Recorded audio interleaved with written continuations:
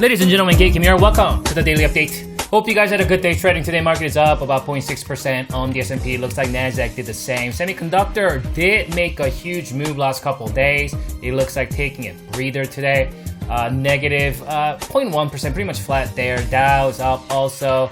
Small caps did catch a bid there, close to 2% positive. Transport, banks, energy, and biotech, they're up more than 1% today.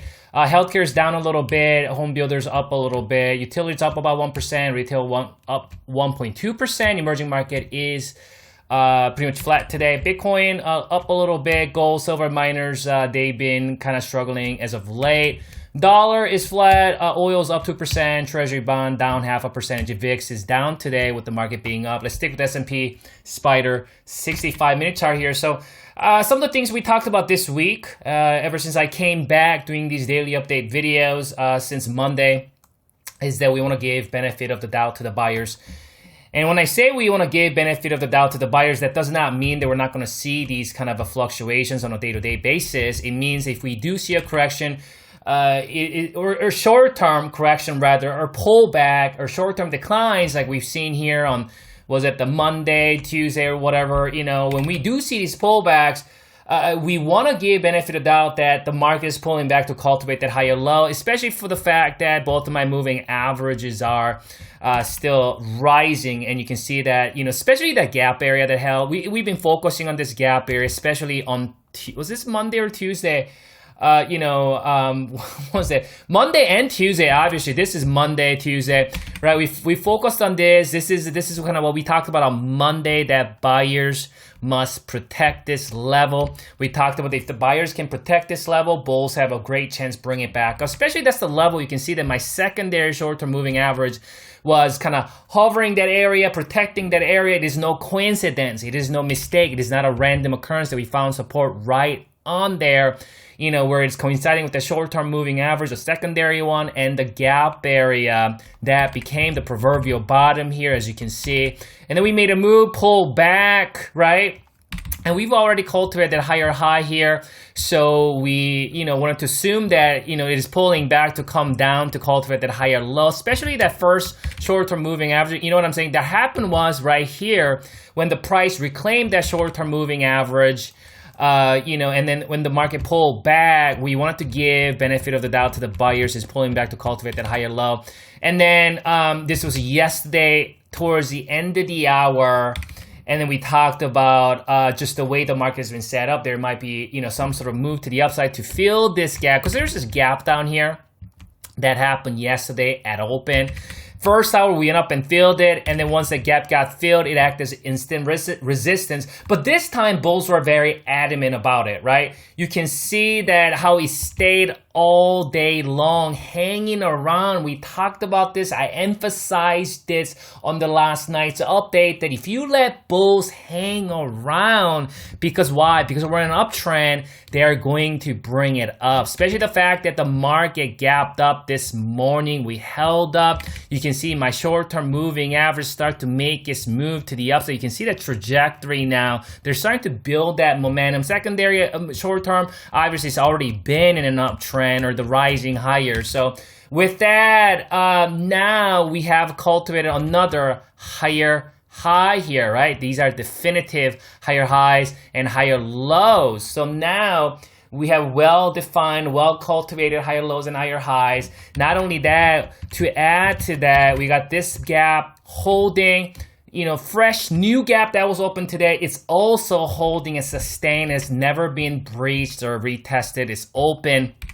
And market made not new all-time highs, but we're right on there and made another higher high here. So we want to continue to give benefit of the doubt to the buyers, even on Monday, despite the fact that we did see this kind of a decline on Monday. Remember what I said, I wanted to still give benefit of the doubt to the buyers. We got up, came down, benefit of the doubt to the buyers. We got up, sideways, and went up, right? We want to continue to give benefit of the doubt to the buyers as long as, we're above some of these short-term moving average holding, and buyers are protecting this gap right here that was freshly open, right? So we're right at that level of 441.76. There will be all-time high resistance level. I won't be surprised to see some sort of gap or something like that to get above it. Should there be any kind of pullback, there's a micro-term support or pivot, prior resistance potentially acting as new support. Something like this could be in the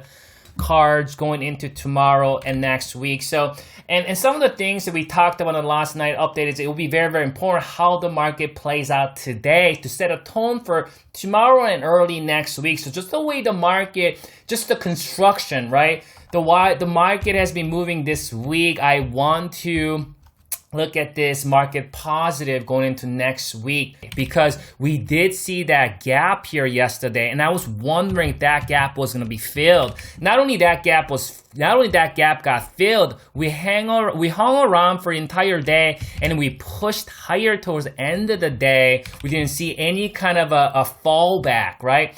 And so with that, I think the sentiment is bullish. I want to favor the buyers going into tomorrow and early next week. Again, 441, 440 level to watch. Should there be any kind of shenanigan or any kind of slide, going into next week.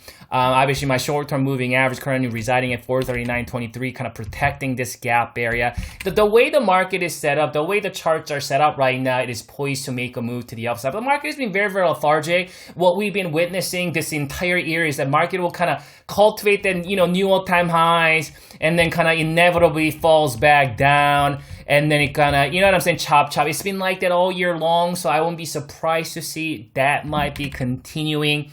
Or is that going to be, one of those weeks where we're going to have a smooth, bullish rally going into next week? We don't know because you can't see the future. I can't see the future, but what I know is trend is up. I want to give benefit of the doubt to the buyers, and I believe the market is going to favor the buyers going into next week. Let's check out the Oscillator and see how, if we can extract any more information. So you can see that resistance I drew last night. And this is kind of what we talked about. If there's gonna be this move, this oscillator is gonna break out of this resistance, what the buyers need to do was a gap up and continuation. With that move, you can clearly see that there's a little bump here, little pullback, and cross right back up. And you can see we're now back above it, right? And we're breaking out of this resistance here. So it looks like Oscillator's ready for a move to the upside, and that makes this market